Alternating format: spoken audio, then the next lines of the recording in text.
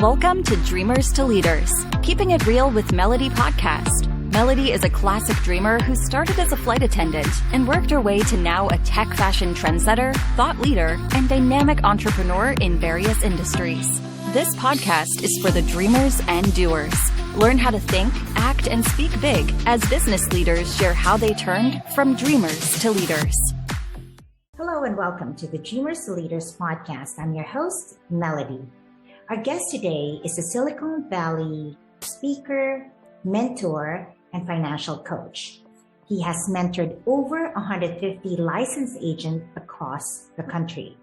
He's also an accomplished athlete, being inducted into the Baseball Hall of Fame in Sacramento. His mission is to ensure equal access to financial literacy across economic borders. Ladies and gentlemen, please help me welcome Josh Payne. Hey Josh, how are you? Welcome to the show. Thank you so much, Melody. It's a pleasure to be here. All right, so let's begin. Josh, let's start with you as an accomplished athlete. You know, reality was ever since I was 5 years old, my entire life was revolved around playing professional baseball. You couldn't find me without a glove or a bat in my hands and or a ball. And they the great Mickey Mantle, the great Yankee player of the past used to say, I love hitting a baseball. I just love hitting a baseball, man. And that was me. I just loved anything that had to do with baseball.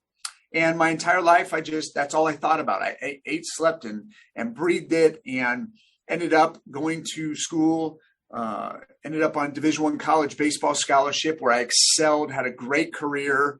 And ultimately, in a very highly competitive conference for baseball was all conference and MVP and appeared in Sports Illustrated, and then ultimately inducted into the Hall of Fame. And that's where it started, just from a young age of just being hungry and focused on a dream. Aha. So then from there, with all that accomplishment, and then suddenly you shifted, right? Yeah. So a totally, completely different industry. So what triggered that? Yeah, well, it wasn't by choice. It was, I was at the top of my career, and one day found myself laying on the ground, staring up at the sky after suffering a back injury. And it was right before my senior year of college. And I still remember it like it was yesterday. And it was a devastating moment because I understood the business of baseball, and I understood with that type of injury that I figured I had based on the pain I was in. I knew that playing at the next level was all but, over. And not only losing the opportunity to play the sport that I dreamed of playing professionally, but the vision of complete family financial independence went right out the window as well. And at that point in time, I remember I didn't know what I was going to do, Melody. I lost my purpose. I lost my passion. Ultimately, did what everybody said to do, which was to finish school and get that degree. And I got a few of them. But the reality was I was living a life of quiet desperation, if you will, if that makes sense. And I just didn't have that passion or purpose for anything. And reality, I landed in the golf industry where for 10 years, I serviced the wealthiest people in the world here in the Silicon Valley. Ran very high-end private country clubs. And it was there, I tell everyone now, that I got my second education. And the pivot for where I'm at today happened at 31 years old. It was one of those defining moments in life where I realized I was going to unlearn everything I'd been taught about business success and career and relearn it from people that had the life that I wanted. And at that moment, I made the decision that never again was I going to listen to anybody about advice for my future that did not have the exact life I wanted. And that defining moment is why we are where we are today. I'm interested to find out what was it that you had to unlearn and then have this all educating specifically with all these mega successful people. What did you have to unlearn? Very, very good question and a very deep answer, because it was years, right? I put it into a 15-second statement, right? But it was 10 years of mentorship and exposure and paying very close attention to the way that people at that level operated and the things that they talked about and the stories they told themselves. And it's interesting because as an athlete, that's why associated with as an athlete, I trained with the best players in the major leagues from my hometown in Sacramento. And so as an athlete, that was a very simple connection. But once that was taken out, once I was no longer going to make it as an athlete, I fell back down into what I knew, which was being raised in a very middle income environment with middle income thinking. And I wasn't able yet to transition that same thinking as an athlete into business. There was a disconnect there. And that connection came as I started to associate in my career with those ultra successful people, now in a different avenue, which was business instead of as an athlete. And as I started to look at that, I go, you know what? Those guys put their pants on the same way I do. Yeah. Mm-hmm. Those guys tie their shoes the same way I do. If I can learn what they know, I can implement that into my life and I can do what they did. There's nothing different about us. It's just that I have to reprogram my thinking to think like they do, right? And so the things that I unlearned were the traditional, that linear thinking about money, that having a job was really going to enable me, a job or a career wasn't going to enable me to accomplish my goals. And what I found out is that just wasn't the case. And here's how it happened. I just finished playing golf with a guy who was sort of took me under his wing. He was a member there. And he said, Josh, I want to have lunch with you. And we had done this, many times. So I went in, we sat down at the grill outside. It was a beautiful summer afternoon. I still remember it was perfect weather. It's just one of those days where you sit down and you just feel great about sitting down outside. And we started this great conversation. He said, I want to tell you something, Josh. Wow. He said, you're amazing at what you do here. But he said, if you keep doing it the way you're doing it, you're never going to have what we have. And I went, whoa. That was blunt. Very much. And he said, let me explain. He said, there's 350 members at this club. We all come from different industries, different walks of life, different countries. We speak different languages. Right. He said, we all have one thing in common. And I said, what's that? He said, we all own businesses. There is no employee that's a member at this club. And I went, whoa. And he said, let me show you something. So we grabbed out of the little napkin holder, these brown, I still have it today, brown recycled napkins, right? You look on, and he took a pin out of his bag or whatever. And he drew out for me the cash flow quadrant. Now, I didn't know what it was at that time. I now know what it is today. Obviously, I've studied it and what Robert Kiyosaki drew out. But he drew out this quadrant and he said, look, he said, there are 4 ways to earn your income. He said, the first way here is as an employee. That's what you are. And he said, here's what you got to understand, Josh. He said, you're paid based on a position, not the person. You can be the best employee in the world, but he said, at the end of the day, you're paid based on that position. You'll never make more than what you signed your contract to make. And he said, what you've got to do is you've got to get over here to a business owner. And he said, the biggest separator between the world class and the middle class, he said, Josh, are 2 things. And he said, it's not the money, He said it's the specialized knowledge that the world-class understand. He said those two things are ownership. He said the world-class own things. They own businesses, they own assets that pay them an income. And he said the second thing is leverage. And I said, well, what's leverage? He said they have figured out a way to get more with less. They figured out a way to multiply themselves to be in more than one place at the same time. And he said, how do you think we're out here playing golf every day and we're still successful and have built an incredible life? Because we've leveraged ourselves to be in more than one place at the same time. And I'll finish with this in terms of this thought. He goes, Josh, how many hours do you have in the day? And I said, I have 24 hours, just like you. He goes, no. He said, if I have 100 employees, I now have 2,400 hours. He said, if you're trying to compete with me and you have 24 hours and I've got 2,400 hours, he goes, it doesn't matter how good you are, you can never compete with me.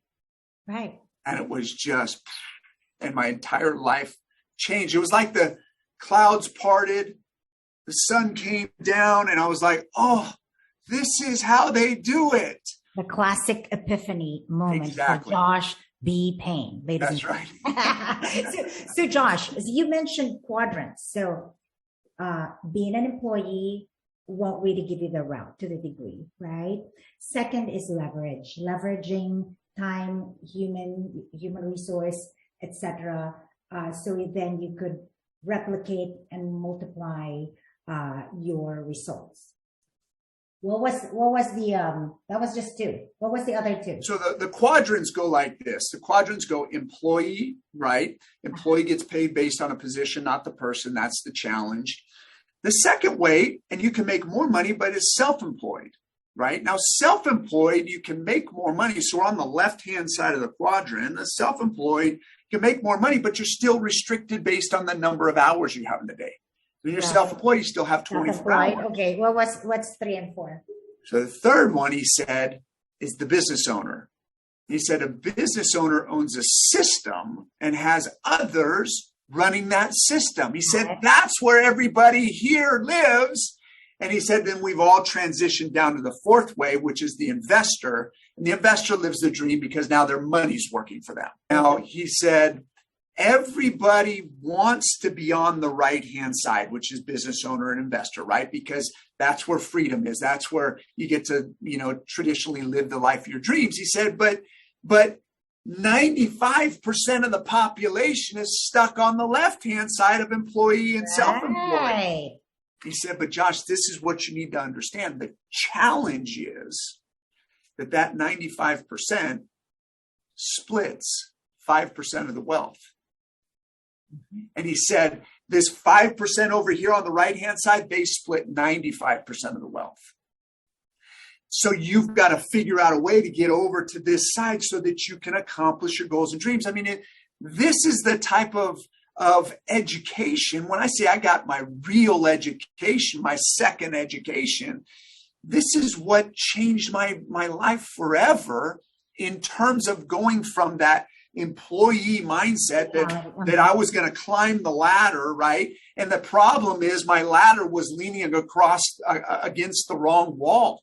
It didn't matter how high I climbed on the ladder. It was against the wrong wall. I had to switch the ladder over to the right wall so I had a chance to accomplish what I wanted to accomplish in life as an entrepreneur.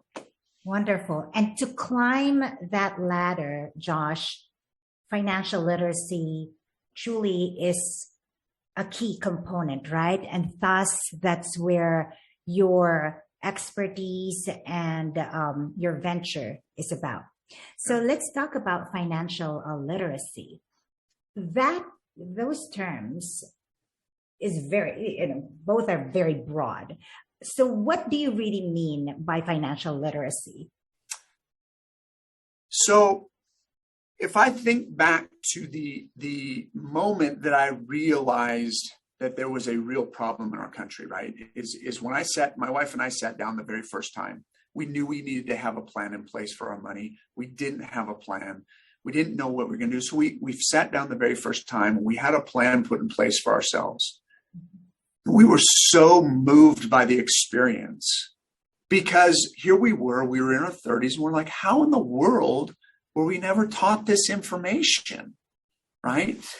And what we realized is that our country has a systemic problem of lack of equal access to the financial education and resources across all economic borders. Meaning that traditionally, unless you're maybe born into a privileged environment, this information isn't readily available for the masses. And that is the challenge our country faces. And so this financial literacy for all movement that we're on is to ensure that every family in our country has the opportunity for a fundamental plan and a clear direction to a successful financial future. And that fundamental plan is exactly what we learned. It was learning the ability to learn how money works, so that we can get our money working as hard for us as we're working for that money, and we can implement the simple fundamental steps to move us towards our goals in life financially. I agree with you, Josh, with regards to financial literacy being key to really help the country, especially with all the things that's been going on. And if we just oversimplify, in my head, oversimplify what would be a solution so the United States could continue to be really a global, respected leader, I think that would be one of the top three, to have that financial literacy ingrained to the youth, to everyone, so that. Let me tell you something. We're taught a lot of stuff in school, educational wise. I've got a few degrees, and I was taught, the Pythagorean theorem. I was taught about the chart for chemistry, and I was taught all these things. Right? Geometry, trigonometry, calculus. When have I ever used that in my life? Never, ever. But yet, was I ever taught about basic budgeting? Was I ever taught about the pitfalls of consumer debt? Was I ever taught about getting my money to work hard for me, not letting another institution work, make the profits from it? No, none of that was ever taught. Well, if we don't know these things, if we don't know better, we can't get better, right? And these are the things that on a wide scale basis, we need to get to the masses of families so that they have a chance, not a handout, a hand up, right? Here's what we have to do, and now empower our communities to be able to take steps in the right direction in a way that meets their resources, if that makes sense, right? Like, we're going to get you started with an amount that you can successfully do for yourself, and we're going to help you grow from there.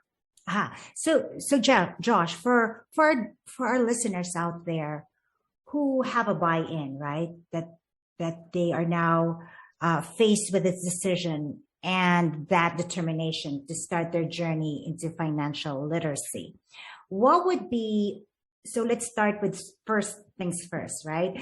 How do you create a plan, A, and B, then set the direction or help them with the clear direction as you've mentioned? Sure.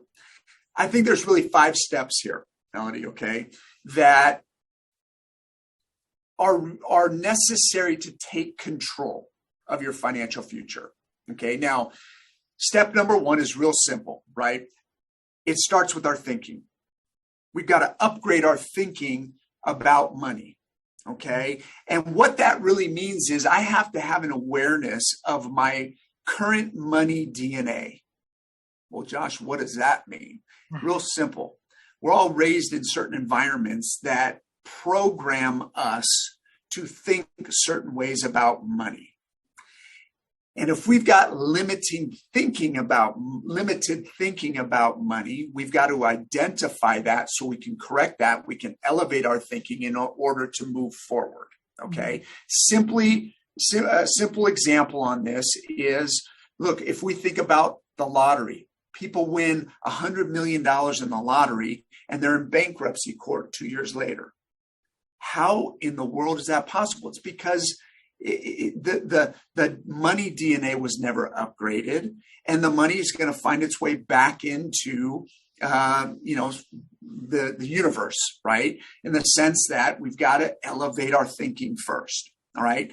Now, the second thing we've got to do is we've got to establish priorities. See, as it relates to success in the future, we're either going to pay now or we're going to pay later. Right. One way or another, we're going to pay, and we're going to pay full price. So we just identify the difference in the priority setting process between needs and wants. And we understand that short-term trade-offs today lead to long-term success tomorrow. So we upgrade the mindset, we set our priorities, now we set goals, right? If we don't know this is the great Yogi Berra, the Yankee catcher, said, if you don't know where you're going, you might end up somewhere else, right? Or Mark Twain said, I can help anybody get what they want. I just can't find anybody that knows what they want, okay? See, we can't hit a destination if we haven't set the goals. So once we've upgraded our thinking and we've established the priorities, now we set goals based on those priorities. And the goals provide us then kind of checkpoints along the way, right? And we celebrate those checkpoints. That leads to a very positive environment as we're moving towards our destination. We reward ourselves for a job well done, right? That's important. Now, after we've set our goals, then we establish the habit of paying ourselves first. Yes. Mm-hmm. Here's the number one thing number one comment I receive when I'm working with families. Josh, I don't have enough money at the end of the month. Well, that's why we've got to put ourselves at the front of the line, treat ourselves as a bill that we pay ourselves first. And then what happens is our spending adjusts throughout the rest of the month. But if we never put ourselves as a priority and pay ourselves first, there tends not to be money at the end of the month available, right? So it's paying ourselves first. So we upgrade our thinking, we set our goals, our priorities, we set our goals, and we pay ourselves first. And then the last step is very simple, and that is to seek professional guidance and create a plan of attack to accomplish those goals. The value of the professional guidance is simply that they can help you establish the right vehicles to enable you to accomplish your goals that are most suitable for you. And then you get the plan in place. And the plan is what is the cement that holds everything together, right?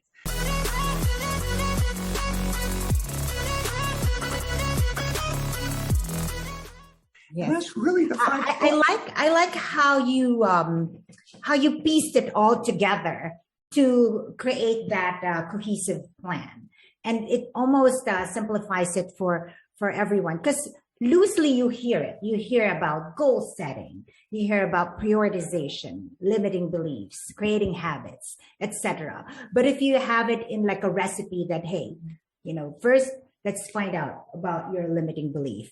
Right. And then let's prioritize. So having those, it's almost like, how do you eat an elephant, right? So it's always bite size. And once you figure out, okay, let's look at your psyche, right? What's really in there? And then once that is out, then let's maybe remove the fluff, let's prioritize, and then you herd them to the specific direction. So I like that. I like that, Josh. That's wonderful. And that's part of what you do, right? You and your wife are teaming up to create access Yes. or literacy across economic borders. That's wonderful. Now, you as an athlete, and I would imagine witnessing or hearing stories about those mega accomplished athletes with multi-million-dollar contract that also that are also penniless after the peak of their career. Same thing with the lotto winners that you mentioned. And recent statistics, I believe that there are 70% of lotto winners go broke in 7 years, and some actually tragically end their life. But really, it is just the financial literacy that that should be available, or that are just not ingrained in the masses, right? Absolutely. So that's sad. So, in your opinion, with your career now over a decade span in doing this, right? 13 years. Yep. What do you think is the main reason why people are not living the life that they desire? In my experience, Melody, the number one reason. Now I'll give you another 5 steps on what I have learned and what I've taught for 13, 14 years on helping people move towards that ideal life. The number one thing, well, 2 things. Number one is the lack of awareness. This is me speaking from my personal experience, was my lack of awareness that more was available for me. The abundance mentality. Exactly. See, as an athlete, I had it, but once that was taken away, all I knew was what I knew, right? Outside of being an athlete. See, I didn't have the awareness that I could have more.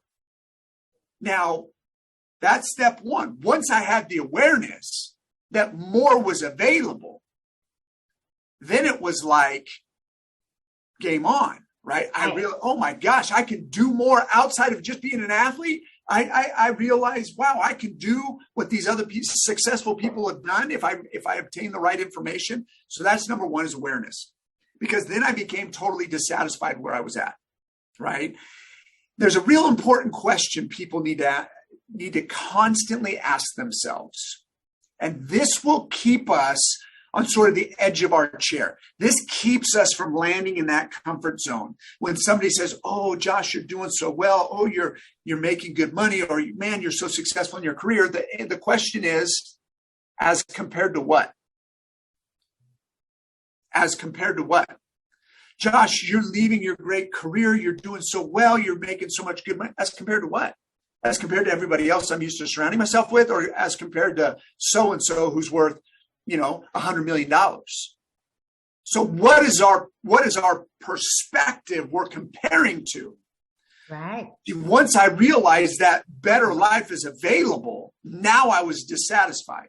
So that's number one, is awareness. Number 2 is lack of clarity. See, I'm amazed at the number of people who've never identified exactly what they want in life. I carry around with me in my iPad a running list that started as a top 100 goals list. I don't even know how many's on there anymore, because every time I think of something, I open my iPad and I write it down, right?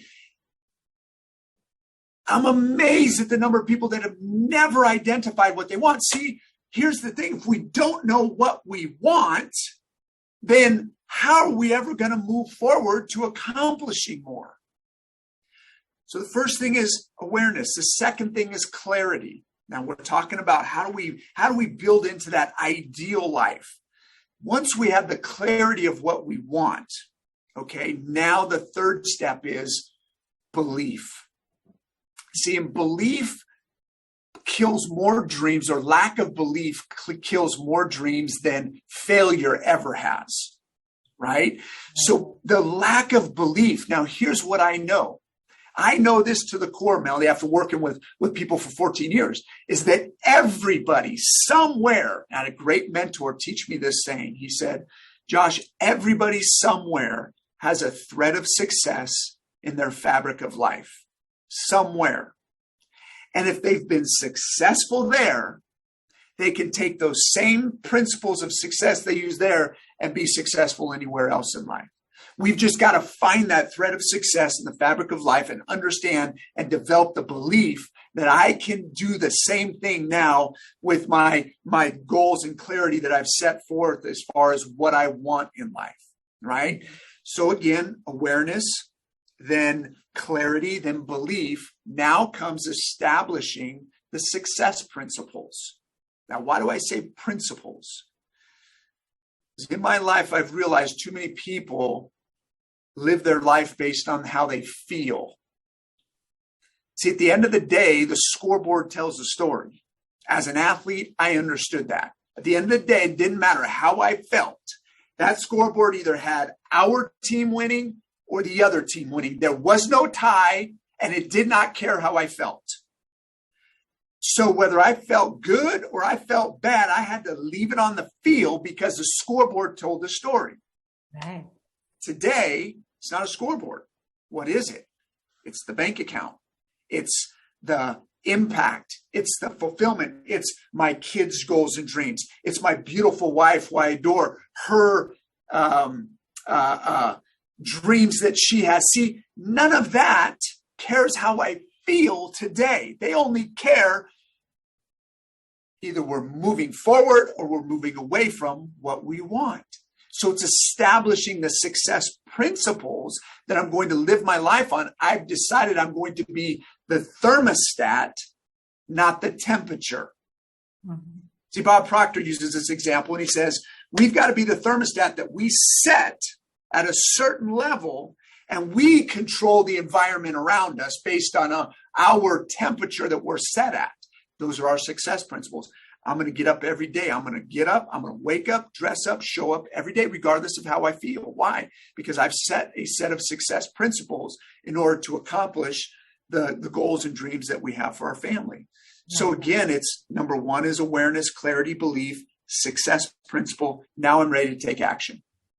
See, if I've set those first 4 steps up, Melanie, now I'm ready to take action because my action now is based on the self-image I have for myself. It's based on exactly what I want. And then we've got to get out and make it happen with total faith. And I'll end it with this, with total faith that what I want is already on its way.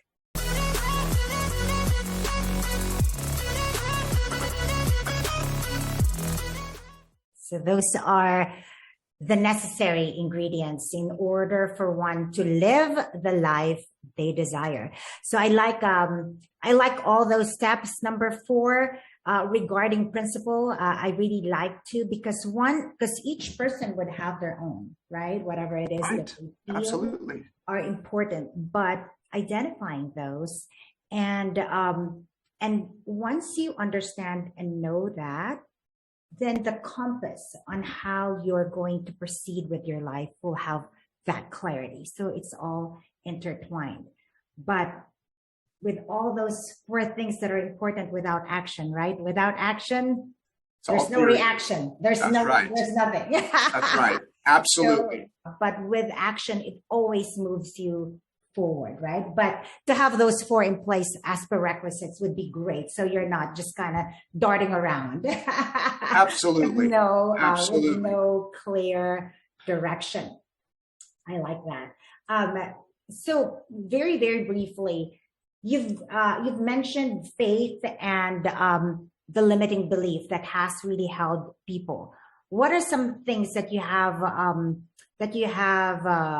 discovered with your career that has helped people really unlock those limiting beliefs?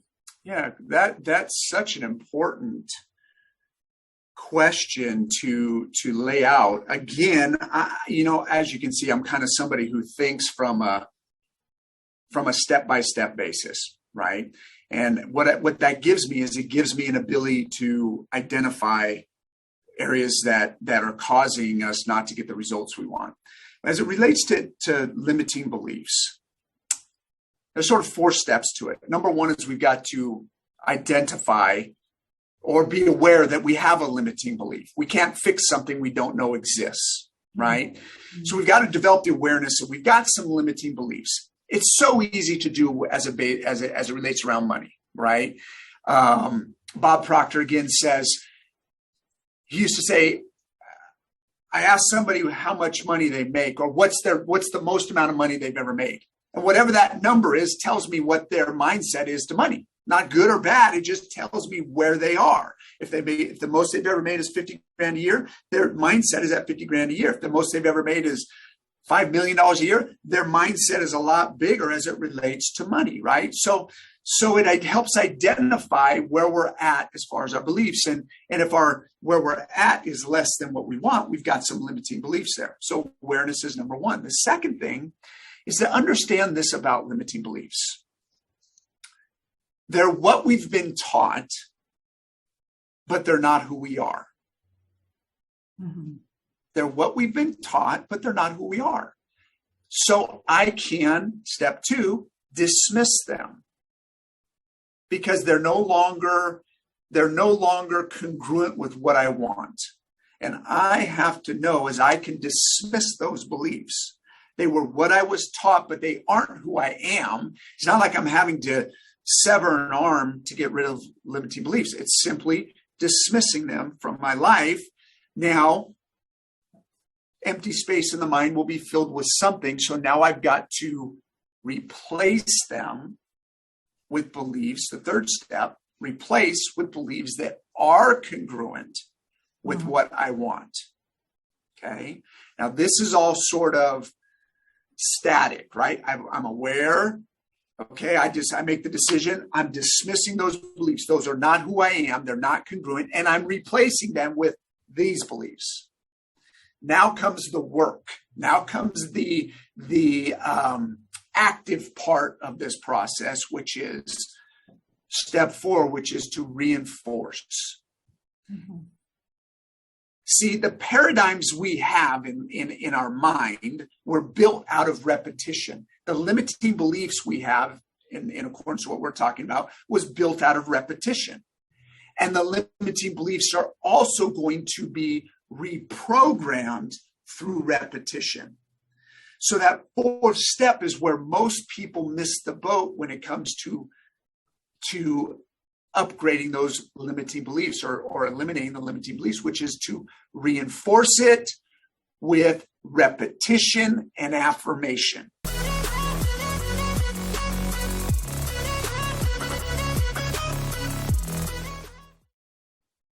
To reinforce it with repetition and affirmation. Why? Because if I tell myself long enough what I want, I'm going to start to now believe it.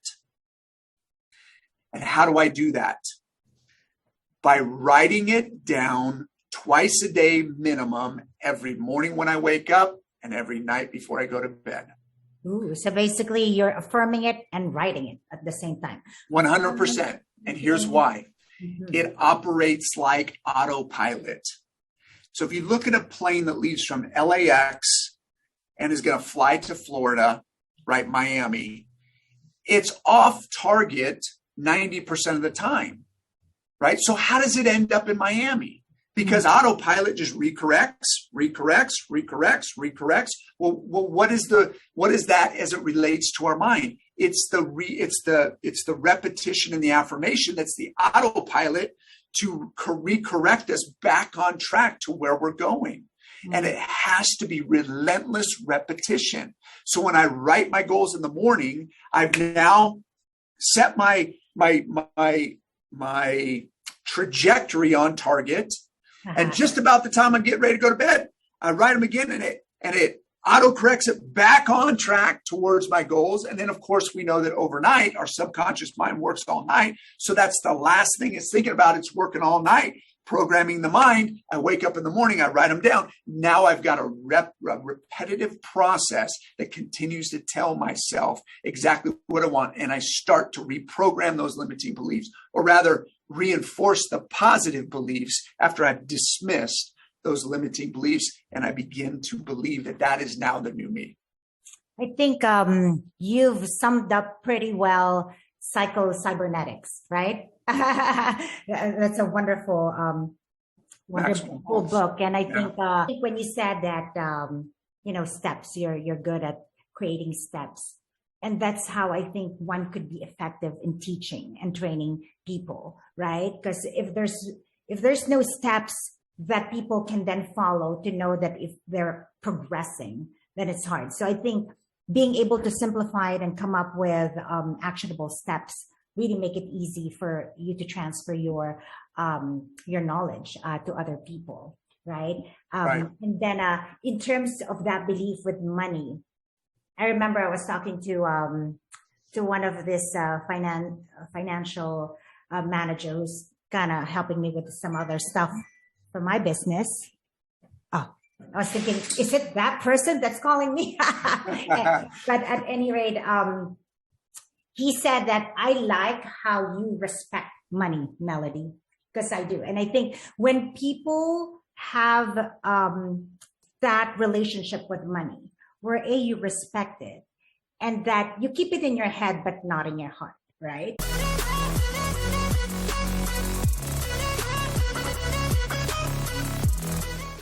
That's a good way to kind of view money. And at the same time, I think there was a saying where it's not about how much possession you have. It's not the amount of possession you have, but the having few wants would be the key, right? You might have really a lot supply of money, but if you're actually spending it way more, then means nothing, right? So there's also needs to be that discipline there, right? Absolutely. Well said.